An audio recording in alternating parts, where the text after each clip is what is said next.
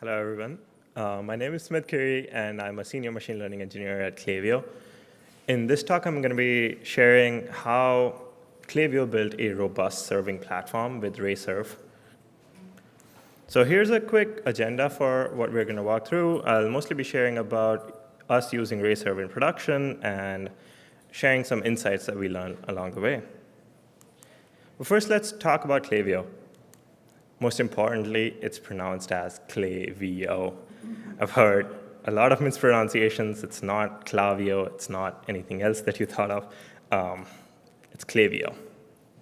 OK, now that we know how Klaviyo is pronounced, here's a quick pitch. So Klaviyo powers smarter digital relationships.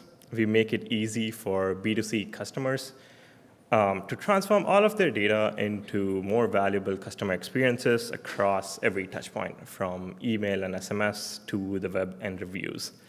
More than 151,000 businesses rely on Klaviyo to grow their revenue faster and more efficiently. We're the only marketing platform that is purpose-built for smarter digital relationships. We help businesses activate every single data point for the smartest customer interactions, connect with customers at every touchpoint seamlessly, and guide their marketing towards the best possible results. Also, they can grow their revenue faster and more efficiently. Let's move on to machine learning at Klaviyo and why we chose RayServe for our model serving needs. So up until a few years ago, every model was deployed in its own microservice using Flask. So that meant that every new ML feature at Klaviyo that had to be built, you had to go in, create a whole new service from scratch, and create all of the scaffoldings around it. But that's not all. You also needed to set up all of the CI/CD along with it. You had to build your Docker images, set up code pipelines, set up ECS, and everything that comes along with it. And so using Flask also meant that there aren't any ML-specific optimizations, because Flask isn't really focused on machine learning. And so all of that meant that adding new ML features at Klaviyo was a very, very long process. And so we wanted to make this easier, have a standardized ML platform. And so one of the reasons we were very excited about RayServe was that it was very focused on machine learning use cases and had a lot of features that made sense for an ML applications. And on top of that, RayServe didn't really care what type of ML model that you're deploying, or if you're deploying an ML model at all. We looked at some other frameworks, and they had very different experiences. For example, if you wanted to deploy a scikit-learn model, it was super easy. But then if you wanted to deploy something else that had some business logic attached to it, it was very difficult. And we also found the Ray ecosystem to be very powerful. Ray core and other Ray libraries help unify the experience across the ML lifecycle. And when we were trying out RayServe, we found the community and the developers to be very engaged and very helpful. My questions were answered within a couple of hours, and some of the bugs that I reported were fixed within a few days.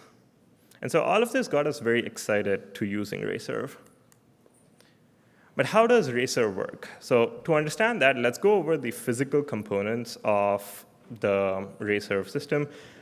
RayServe runs on top of a Ray cluster. A Ray cluster has a head node and a bunch of worker nodes. The controller that's running on the head node, it manages the lifecycle of different Ray actors on the Ray cluster, and it manages autoscaling. The HTTP and gRPC proxies help you process and route incoming requests, and the replica would then execute a code in response to a request. And to deploy RayServe on Kubernetes, we use KubeRay. KubeRay is an open source operator that manages Ray applications on Kubernetes. It provides you with a custom resource called Ray Service that allows you to run RayServe on Kubernetes. And KubeRay would manage all of the resources associated with the array cluster, such as the pods, the service, config maps, and etc. As the platform team, we need to know all of this. We need to know how the array architecture looks like, how we need to deploy it, but our customers would be data scientists, and they don't really care about any of them. They care more about the logical components of the system. So let's quickly go through them. A deployment in RayServe is a central concept. You can think of it as a single piece of ML model or a business logic that you want to execute. And a replica would be a copy of that deployment that's running. An application can consist of one or more deployments that are connected together to handle an incoming request. One of them would be an ingress deployment, and the ingress deployment would be the entry point for the request that's coming in. The ingress deployment is then going to call the rest of the deployments. It's going to execute its own logic, and then it's going to respond to the request. And the cool thing about RayServe is that you can run all of these deployments in parallel. A quick note on the terminology for the rest of this talk to avoid some confusion. So there can be any number of Ray replicas running on a Ray node. A Ray node is the exact same as a Kubernetes pod. I'll be using Ray node and pod interchangeably. And there can be any number of Kubernetes pods running on a Kubernetes node. So with all of this background in mind, let's move to using RayServe in production. So we built this platform called Dart Online. Dart stands for DAtascience RunTime. This is the online model serving platform at Klaviyo. This platform allows data scientists to focus on writing the business logic and not really focus on building or managing any infrastructure. So here's how you would go about deploying a new model on Dart Online. So the first thing is you copy this template. You'd create your pedantic request and response schemas, and then fill in your init logic. You load your model, and then you'd fill in this predict function. The predict function would be where you would receive a request, and then you would send in a response. You can see this class inherits from a base class, and that base class adds a bunch of telemetry and monitoring and other utility function that makes it easier for you to run your application in production.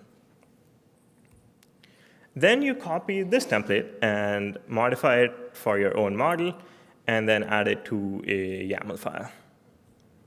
And of course, you need to add tests. So you'll obviously add unit tests for the class that you just created, but we also make it easier for you to write integration tests. So to add an integration test, you would inherit from this base class, and that class would provide you with a fixture that would start a RayServe instance, deploy your model, and then give you an endpoint that you can call to run your tests. And that's it. So you take all of this, pull up a PR, merge it into production, and then we would give you a client library that you can use to call your model in production. You can see metrics for your application on a Grafana board, and we'd also get alerts if something is wrong with the app. So let's talk about how Dart Online works on the back end. So all of our RayServe applications are deployed on the same Ray cluster. And we have two of them, two identical Ray clusters for extra fault tolerance. And this is deployed on Kubernetes using KubeRay. And then requests are then equally routed through to these two clusters using Route 53 weighted routing. There's also a health check service that makes sure that all of the application on these two Ray clusters are running and healthy, and we are also able to reach the RayServe's health check endpoint. And this health check service is then connected back to Route 53, and that makes it so that no request is sent to an unhealthy Ray cluster. And so talking about request routing, let's talk about how a single request will go through the entire system at a high level. When a client sends in a request, Route 53 is going to randomly send this request to one of the two Ray clusters. The load balancer of the Ray cluster is going to assign that request to one of the Ray nodes in a round-robin algorithm. And then within the Ray node, an HTTP proxy is going to receive the request, and then it is going to process it, and it's going to find a replica to send that request to. So how does this proxy find a replica to assign the request to? So it uses this algorithm called the power of two choices scheduler. So in this example, let's say we have three different models running on a Ray cluster, and they are SMS classifier, an email classifier, and a product recommendation model. And now we receive a request for the product recommendation model, and that gets assigned to the head node. The proxy on the head node is going to receive the request, and then now it needs to forward that request to one of the product recommendation replicas. So first, it's going to look at its own node. It's going to look at the head node and then see that there's no replicas for that request. Then it's going to look at the rest of the cluster, and here it found 3 different replicas that can accept that incoming request. And from those 3, it's going to randomly pick 2 of them.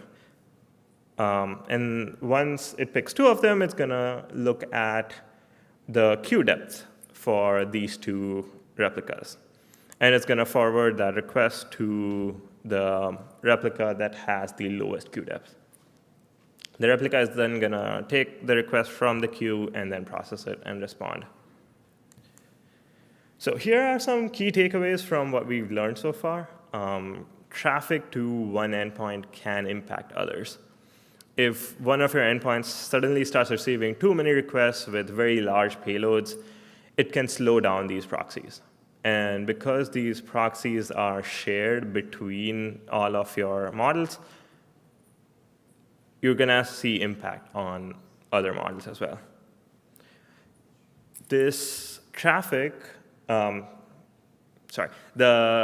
second takeaway here is if your replicas aren't spread out enough across these 2 replicas, most requests will need an extra hop to get to the replica.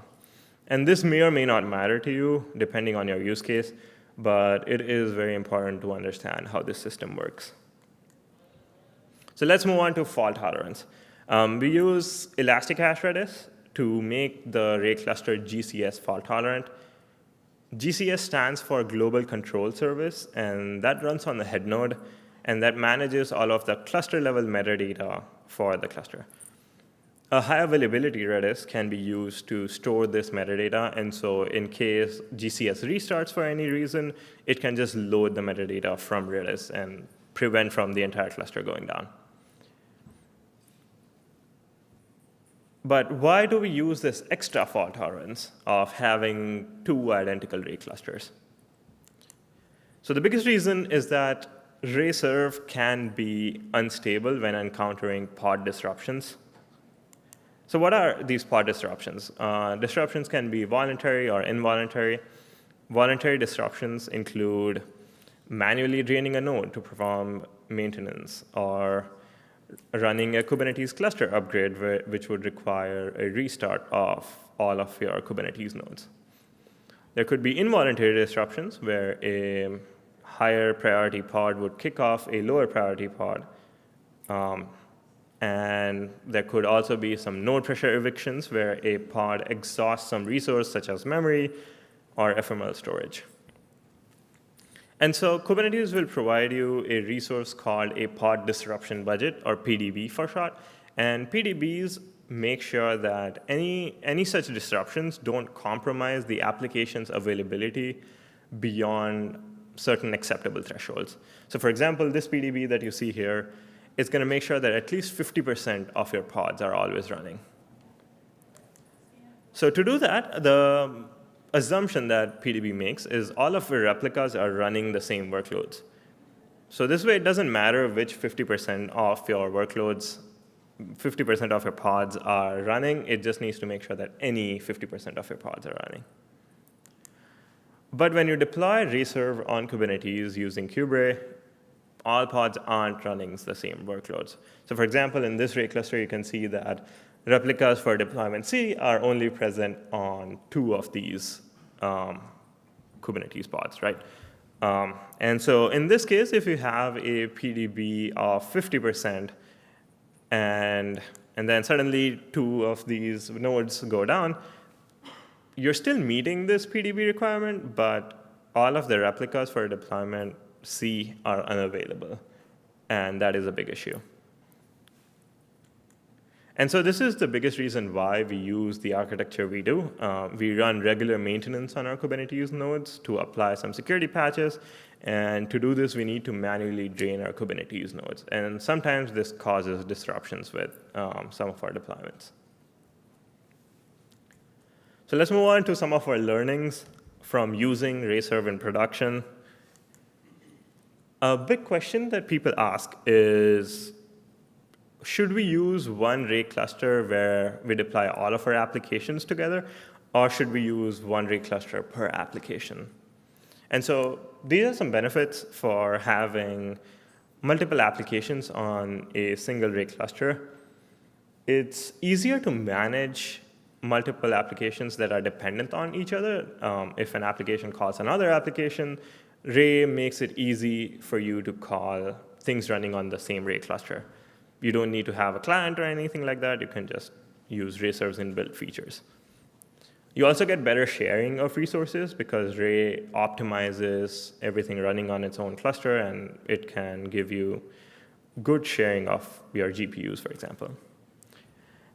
And it's also easier to manage all of the infrastructure that surrounds a Ray cluster, such as load balancers or IAM policies, things like that. This sometimes may not be a good thing. And lastly, you get a nice Ray dashboard where you can see all of your applications running in one place. You can look at the logs for all of your applications. You can look at all of the metrics for the applications. But if you have multiple clusters, that becomes hard. But there are also some important considerations to keep in mind before you go with a multi-applications approach. A big one is that it makes all the applications less isolated. Heavy traffic on one application can impact others, and one app failing to start up can block any new deployments to go down, because the Ray cluster only becomes ready when all of the applications start up. Also, since KubeRay does a blue-green deploy of Ray clusters when rolling out any new changes, you need to make sure that you have twice as many resources available to deploy any changes. And this can sometimes be a challenge if you have a very large Ray cluster using lots of GPUs. My personal recommendation with this is, for a few applications with low to medium traffic, a single Ray cluster is fine. But if you need larger scale or lots of applications, then go with a single app per cluster approach. So let's move on to some pitfalls. The first pitfall is sharing Redis between multiple clusters. So sharing means that you're introducing a single point of failure into your system. And in a scenario where Redis were to go down, it's going to take down all of the Ray clusters with it. And this is because the head node won't have any information about the Ray cluster, since GCS stores all of its information in Redis. I also want to mention that the clusters won't immediately go down as soon as Redis has like a 5-second blip. The head node would only crash if it can't connect to Redis for a certain period of time, which you can configure via an environment variable. And because this Redis that you need to use is high availability Redis, the situation is unlikely, but it can happen. We've learned this the hard way. The next pitfall is installing packages at runtime. So Ray allows you to specify a runtime environment for your deployments so that each of your deployment can run within its own environment. And this can be amazing in situations where you have package conflicts between different deployments, and that's very common in the machine learning world, and you want each of your deployments to run in its own environment. However, these packages are going to be installed in the ephemeral storage of the Kubernetes pod when the Ray cluster starts up. And so if there are multiple such deployments running on the same Ray node, and each of them have their own runtime environment, the storage can fill up very quickly. And so this increases the chance of your pod being evicted because it ran out of ephemeral storage. So I'd recommend you install all of your packages within the Docker image of the Ray cluster. The next pitfall is running some workloads on the head node. So let's say you have a Ray cluster where you're running some workloads on the head node, and there is a small memory leak in your system. So over time, it's going to fill up the memory used by your head node, and then the pod would be evicted because it exhausted the resource. Kubernetes or KubeRay is not going to automatically restart this pod. And now, because the head node is down, it's going to take down the entire cluster with it. And you won't be able to recover from this unless you manually go in and restart your pod. Instead, let's say the same thing happens on the worker node. The autoscaler that's running on your head node is going to spin up a new worker node, and you'll most likely be fine. You should still fix the memory leak. So moving on to the next pitfall, it's using very large Ray nodes.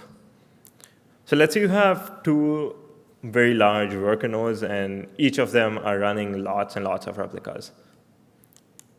And one of them were to go down, you lost a lot of availability for your application. There's only a few pods left, few replicas left that need to handle all of your incoming requests.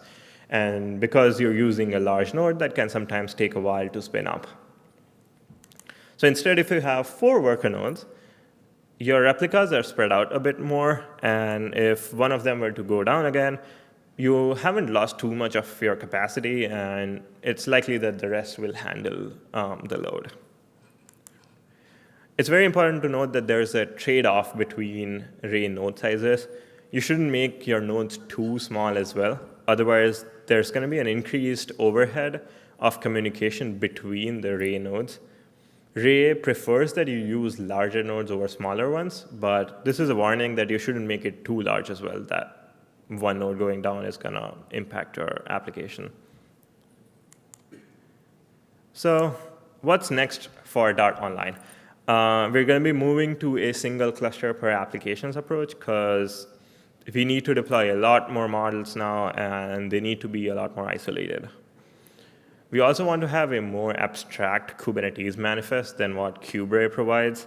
So it's easier for data scientists to create and manage their own Ray clusters, and that can spin up all of the resources around it, such as an ingress, secrets, config maps, and all things like that. And we also want to have better integration with our other platforms, such as Dart On Demand and Dart Offline, which lets you run Ray jobs on demand and on a schedule. So to conclude, you don't always need to use this extra fault tolerance like we do. For most non-critical workloads, a single Ray cluster with high availability settings that is recommended by Ray, that's going to be enough for you. It is important to understand the inner workings of Ray. That knowledge is crucial for debugging issues and performance tuning.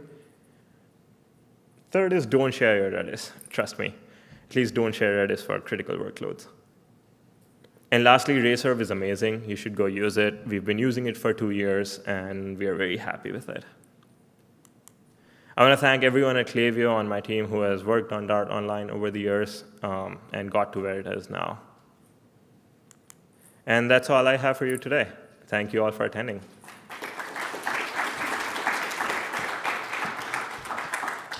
Thank you, Smith. For Q&A, please speak into this microphone because this talk is recorded, so we want to record your question as well.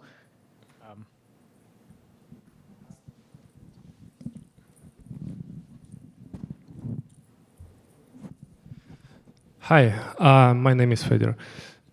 So my question is, like, you moved to single application per cluster, right? So with that one, how you gonna handle the per application communication? Like in previous, you can still do the remote calls, right? So now, what's next? Yes, yeah. So there's two ways to handle that. We're still debating. We haven't moved to a single application per approach. But there's two ways to handle that. One is you deploy the other application on that cluster as well, so you can do internal remote calls. But if that doesn't make too much sense because the other application doesn't receive too much traffic, you can just have a separate client and you can make a separate network call across the other system. Thank you. And the next one is on a head node. You said that when Redis is gonna die, and then everything is like the head node is not gonna restart, right? Yep. Is it something that liveness and readiness props should solve? Sorry, can you repeat? Kubernetes readiness and liveness props is gonna solve that, right? I'm not too aware of those. But yeah, so generally if Redis were to go down, so the GCS that's running on the head node, it constantly talks to Redis to fetch all of the cluster details. And so if Redis were to go down, it won't connect, and then it won't have any information on where all of the rest of the worker nodes are available, and then it can't connect to anything.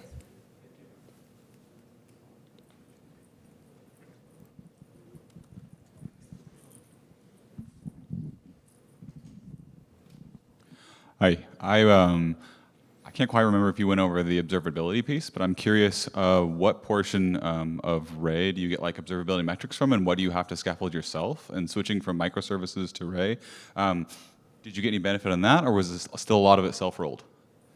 Yes, so Ray provides you with a lot of metrics. We use Ray to have it gives you application health. It gives you how many requests you're getting. It'll tell you how much time it's taking to process the request. Some things that it doesn't tell you very well, I guess, is are all of our replicas healthy at the same time? And so that's why the health check service that we have, it publishes metrics. Because we want to know, did one of the replicas suddenly go down, even if the entire cluster is fine? So that's what we need to build ourselves. That makes a lot of sense. Thank you. Yeah. Hello, Narendra. So we don't use Ray serve at the moment, but we use Ray job operator. So when you say going to cluster per application, do you mean using Ray service operator? Yes, yeah. So for every ML application that you build, so having one Ray cluster for each ML application. Racer supports you having multiple applications. So you could run 5 endpoints, 5 different models on the same Ray cluster. So that's a single cluster for all of your applications approach. Yeah, the other one is Ray service. So you have multiple Ray service instances. Got it.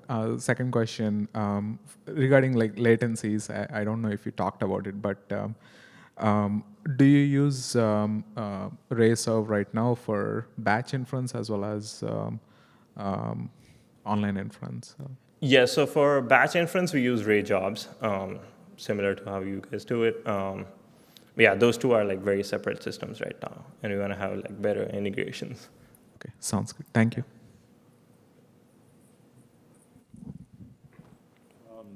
So I had a question about sort of increasing fault tolerance, and I was wondering, have you thought about scaling up the number of head nodes in a Ray cluster, sort of similar to how Kubernetes might scale up the number of nodes in a control plane for a managed Kubernetes solution? Yeah, I'm not aware if you are able to scale up head nodes, because KubeRay handles spinning up head nodes and worker nodes. We don't really have control over how many head nodes you have, how many worker nodes you have. So yeah, that's definitely a question for KubeRay folks, but I don't think that's possible at the moment. So I have a question. I want to know your insights. For some particular applications, especially when their response payload size is quite big, code rich like a gig or 2 gig, do you have any suggestions, in these resource scenarios, how to handle that? And For having very large payloads? payload, yes. Yes. Yeah, if you have very large payloads, I think like Reserve is going to handle it, but you should make sure that it doesn't interfere with other applications. So if you have like multiple endpoints within your same Ray cluster, and if you get like large payloads, HTTP proxies is gonna like slow down because it needs to process the entire payload before it forwards the request. Hey there. I was just wondering if you could briefly elaborate on your experience providing that kind of like self-serve Ray serve deployments to data scientists, sort of what went well and what didn't go well. Yeah, the thing that went really well is having a lot of examples. You saw that we have a template. The template is very useful. They just need to copy it and like fill in whatever they need. There are some other examples where you need to call another application within that same Ray cluster. So providing a lot of examples have gone really well. And yeah, I guess minimizing the infrastructure components is always good. Yeah. All right, thank you, Smith. Another round of applause for Smith. Thank you. Thank you.